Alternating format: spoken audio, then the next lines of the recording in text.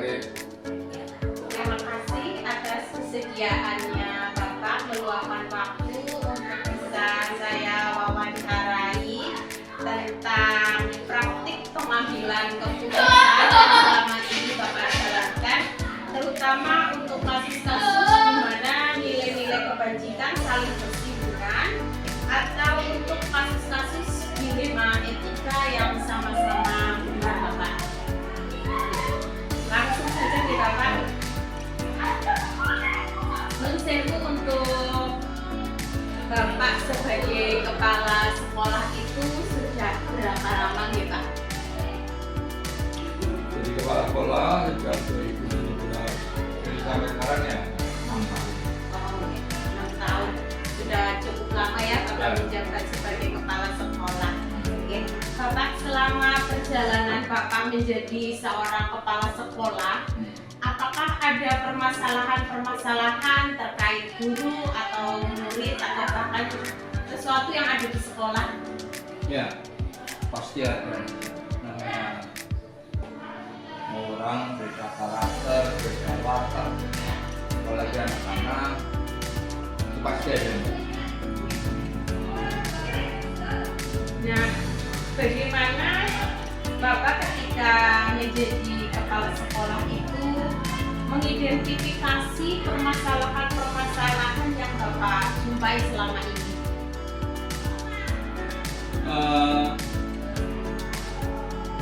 Yang saya lakukan dalam mengidentifikasi permasalahan jelas saya sebagai pemimpin harus bisa mengambil keputusan. Keputusan itu tentunya yang bijak untuk kepentingan bersama dan terutama warga sekolah. Jadi sampai keputusan itu merugikan salah satu. Begitu. Baik. Nah, apakah bisa diceritakan kembali permasalahannya itu seperti apa yang membuat Bapak itu mengalami dilema dalam mengambil sebuah keputusan yang Bapak hadapi? Yang paling sulit gini, misalnya ada anak sekolah sulit masuk karena tentang keadaan orang tua atau karena hal lain. Apalagi anak ini sudah kelas 6 mau memasuki ujian, mestinya harus mengikuti. Maka ya 6 tahun tinggal 1 tahun lagi, selama lagi maka diadakan kunjungan ke wali murid, ke orang tua, dan kita bujuk dengan penuh kesabaran anak itu.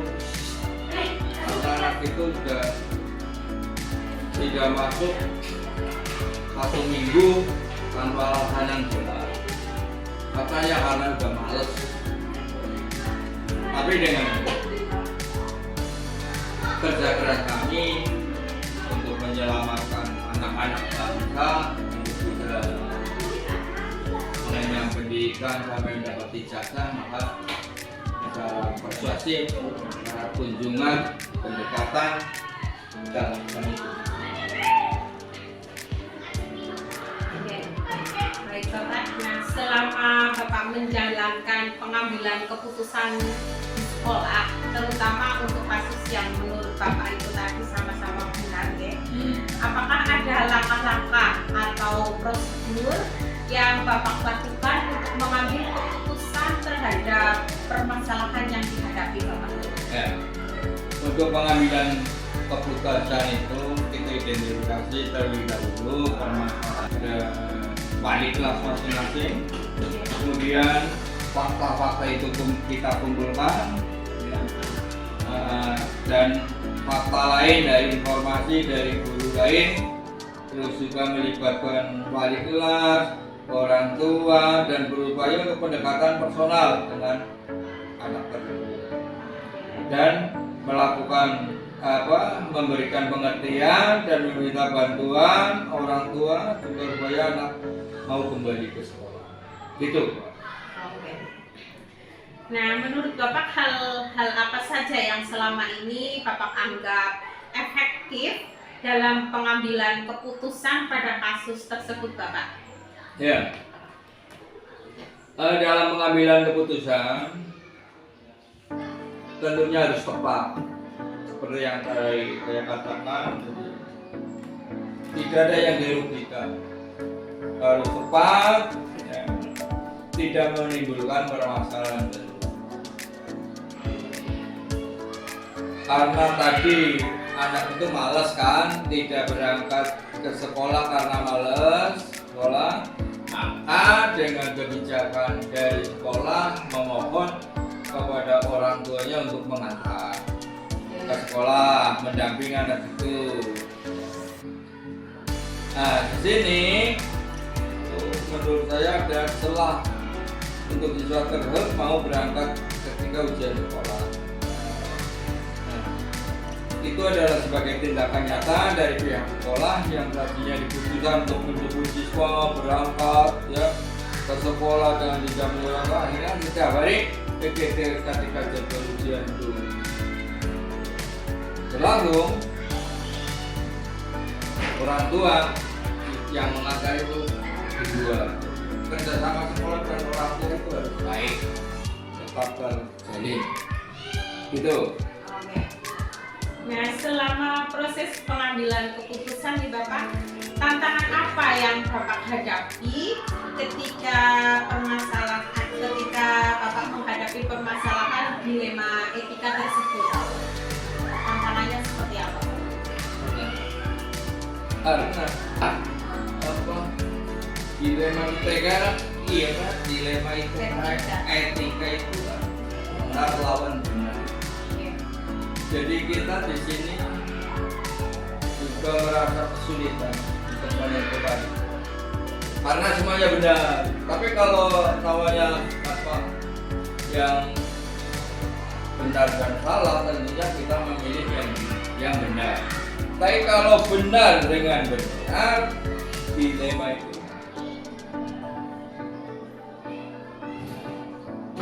di sini kita agak kesulitan. Jadi mengambilnya ya yang paling benar, yang paling baik pada saat itu. Begitu Mbak. Apa?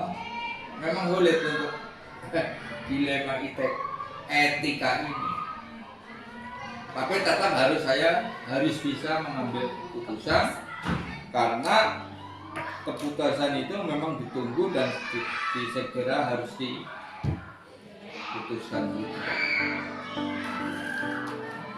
Baik, apakah Bapak itu memiliki sebuah tata kelola atau jadwal tertentu dalam sebuah menyelesaikan kasus dilema etika?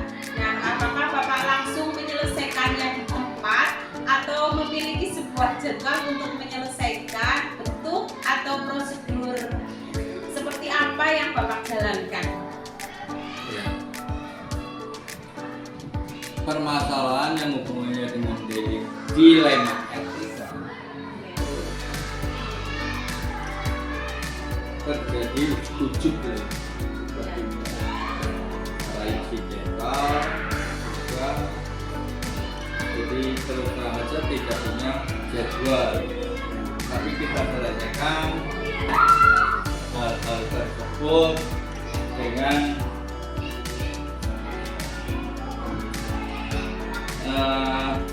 tetap melakukan prosedur yang menurut saya tepat ketika akan memutuskan itu, di mana komunikasi yang baik dengan pihak-pihak terkait, baik itu dengan guru, apa itu dengan anak. Jika membutuhkan keputusan pada saat itu juga saya tetap upayakan untuk mendiskusikan dengan guru-guru di itu. Iya. Bapak mengambil sebuah keputusan agar semua yang diputuskan itu benar-benar tepat ya. Nah, adakah seseorang atau faktor-faktor apa yang selama ini itu mempermudah atau membantu Bapak dalam mengambil sebuah keputusan dalam kasus-kasus dilema etika Bapak? Tentunya saya sendiri tidak bisa bekerja sendiri, tidak bisa mengambil keputusan secara sepihak. Tentunya kita sebagai pimpinan memanfaatkan pemahaman guru untuk berdiskusi bagaimana keputusan terbaik kita ambil.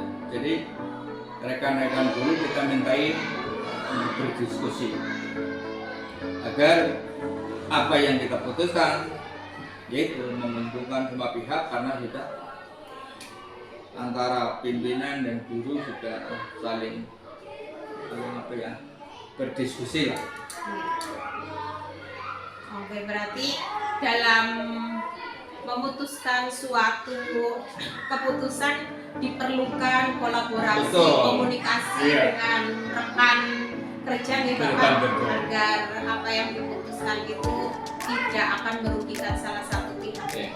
Nah, dari semua hal yang telah Bapak sampaikan tadi, pembelajaran apa ya yang sekiranya dapat Bapak petik dari pengalaman Bapak ketika mengambil keputusan dilema etika yang tadi Bapak sampaikan?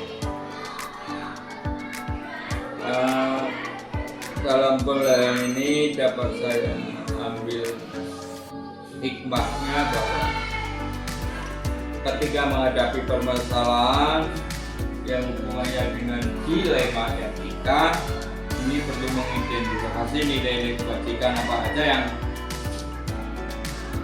saling bertentangan, berupaya melibatkan orang lain. Itu sangat dibutuhkan bantuan atau keterlibatan orang lain untuk berdiskusi, karena hal-hal itu membutuhkan pemikiran dan keputusan bersama. Jadi hal-hal apabila itu hasil keputusan bersama itu akan memuaskan kita, dan tidak ada yang merasa yang diabaikan dan sebagainya. Jadi perlu refleksi juga hasil keputusan yang telah dibuat efektif atau tidak, apakah menimbulkan permasalahan atau tidak, ataukah sudah menyelesaikan masalah dengan baik atau belum. Jadi pertimbangan-pertimbangan itu banyak sekali yang harus bisa kita putuskan di situ. Maka apabila kita melibatkan orang banyak akan menghasilkan sesuatu yang memuaskan bagi kita bersama. Begitu Pak. Baik, terima kasih atas waktunya dan atas kesempatannya, kemudian atas pengalamannya. Bapak sudah berbagi ilmu dengan saya. Mudah-mudahan apa yang saya dapatkan dari percakapan kali ini bermanfaat untuk diri saya ke depannya dan untuk semua pihak Bapak.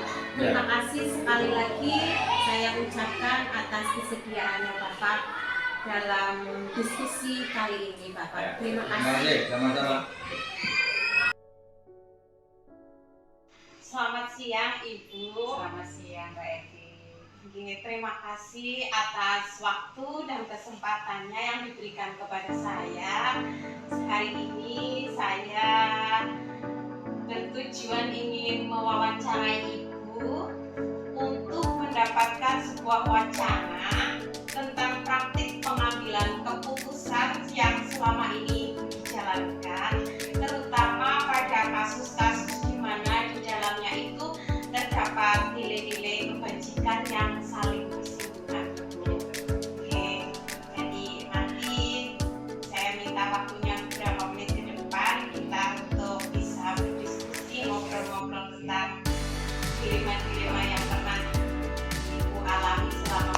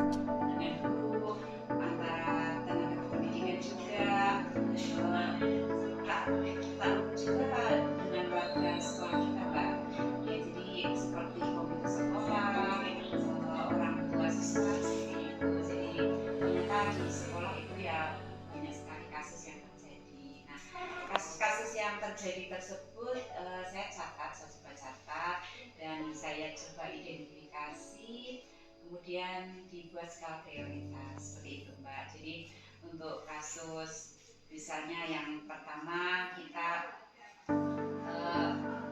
memilih kasus itu antara dua pilihan, di mana pilihan yang pertama salah benar tetapi benar. Kemudian yang kedua situasi yang terjadi ketika saya harus membuat keputusan antara benar dan salah. Selanjutnya mencari tahu faktor penyebab serta langkah-langkah upaya untuk memecahkan atau menyelesaikan.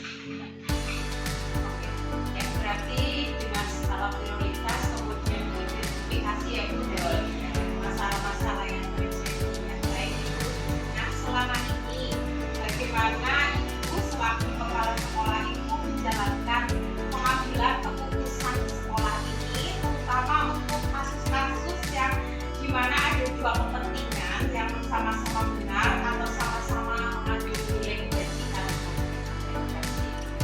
Ya saya sering dihadapkan dalam posisi di mana saya harus mengambil suatu keputusan. Terkadang terasa berada di perempatan jalan Mbak.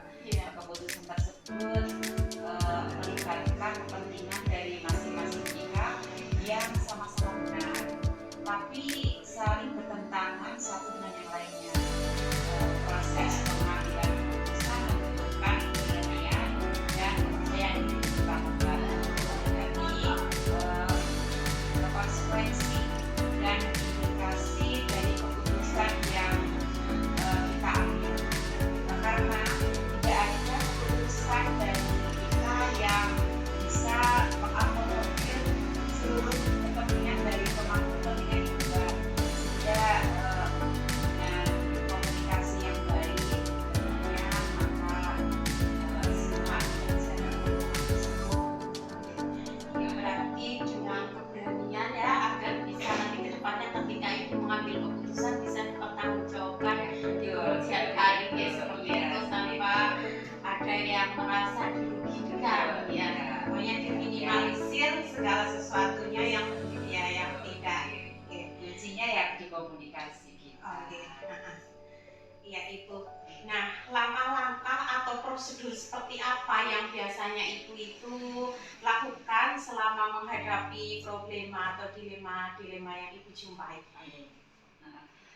Langkah yang selama ini saya lakukan yang pertama mengenali bahwa ada nilai-nilai yang saling bertentangan dalam situasi ini ya, itu yang pertama ini mengenali. Yang kedua menentukan siapa yang terlibat dalam situasi itu. Apakah antara guru dengan guru atau komite dengan wali siswa atau guru dengan siswa, seperti itu kita identifikasi.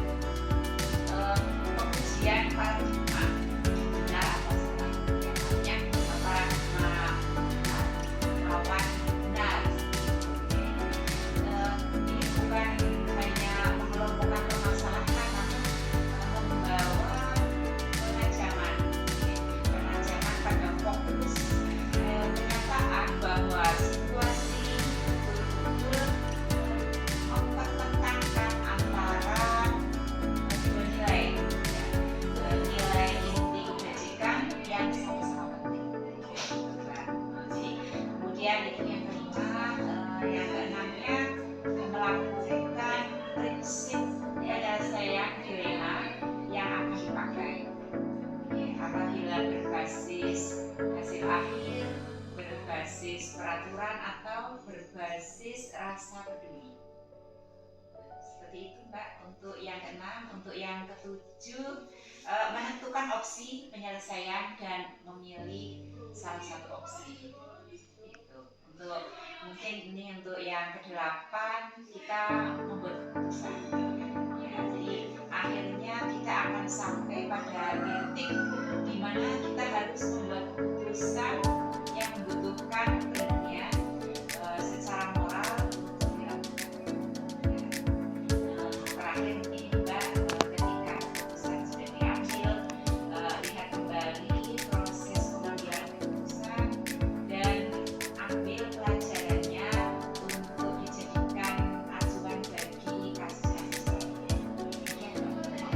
Ya, ternyata itu dalam menyelesaikan atau menghadapi dilema-dilema yang dijumpai dalam sehariannya itu sudah bagus, sudah menerapkan paradigma 3 prinsip, kemudian 9 langkah pengujian dalam pengambilan suatu masalah, yaitu ya bagus sekali, maksimal Mbak. Iya. Ya Bu, baik. Nah, hal-hal apa saja ya Bu yang selama ini Ibu anggap efektif dalam pengambilan sebuah keputusan pada kasus-kasus dilema itu saja? Terima kasih ya untuk pertanyaan Mbak Zia. Banyak sekali permasalahan-permasalahan di sekolah yang sering ditemui dalam setiap harinya Mbak. Dan itu harus diselesaikan secara bijaksana.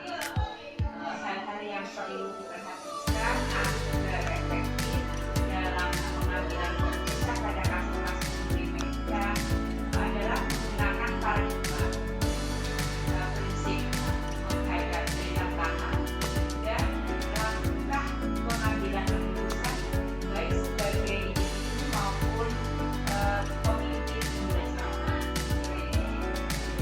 Dan terima kasih karena ini sudah dan ini Bu, hal-hal apa saja ya Bu ya yang selama ini Bu yang dianggap sebagai tantangan Ibu dalam pengambilan keputusan dalam kasus-kasus dilema etika ini? Dalam kasus dilema etika ya, tantangan diantaranya ya tidak ada keputusan yang bisa sepenuhnya mengakomodir seluruh kepentingan para pemangku kepentingan Mbak. Seperti itu. Jadi ya sering terjadi perbedaan pandangan di antara pihak-pihak yang terlibat dalam kasus yang mempersulit tercapainya kesepakatan. Adanya nilai-nilai kesetiakawanan yang sering kental dalam budaya kita, lingkungan kita, menimbulkan rasa kasihan itu lebih dominan.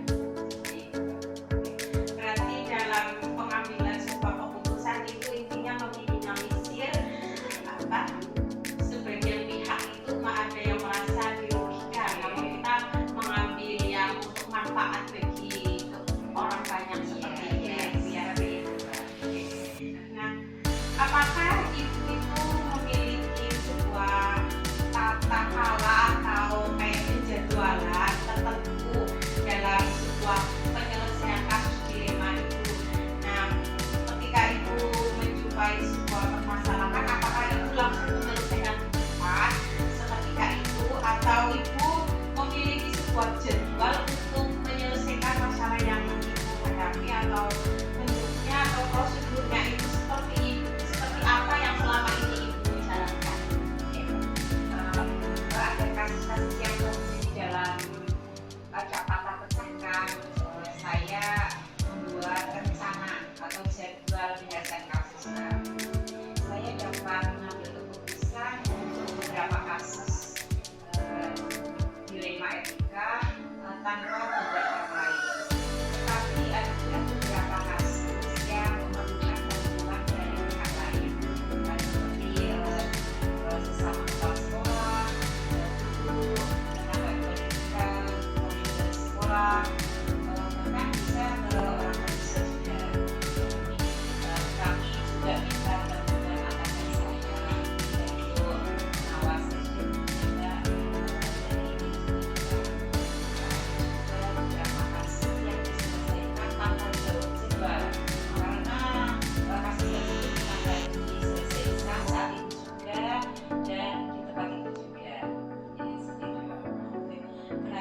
meski sudah menjadi kepala sekolah, tidak semua kasus itu bisa diselesaikan Iya, sendiri ya Bu. iya, Kita terkadang butuh orang lain yang bisa terlibat untuk mengambil sebuah keputusan. seperti itu. Iya. Iya Ibu. Nah, kalau adakah seseorang atau faktor-faktor ya Bu yang selama ini itu mempermudah Ibu atau membantu Ibu dalam mengambil sebuah keputusan dalam kasus-kasus dilema etika Ibu? Dalam pengambilan keputusan saya selalu meminta pertimbangan kepada warga sekolah serta minta pengertian juga ke pemangku kepentingan. Keputusan bersama lebih saya utamakan karena kesepakatan bersama menjadi tanggung jawab bersama untuk dilaksanakan tanpa Oke, iya, bagus sekali Ibu. Nah, semoga apa yang Ibu jalankan selama ini akan berdampak baik Ibu untuk kepemimpinan Ibu dan sekelompok orang di sekeliling Ibu yang Kak. Nah, dari semua hal yang sudah Ibu sampaikan dari awal sampai akhir, adakah Bu pembelajaran apa yang kiranya bisa Ibu petik dari pengalaman Ibu selama mengambil keputusan dilema etika Ibu? terima kasih bahwa untuk mengambil keputusan dilema etika harus mendatangkan kepentingan bersama. Pengambilan keputusan tersebut berprinsip pada hasil akhir, peraturan dan rasa diri kita. Oke.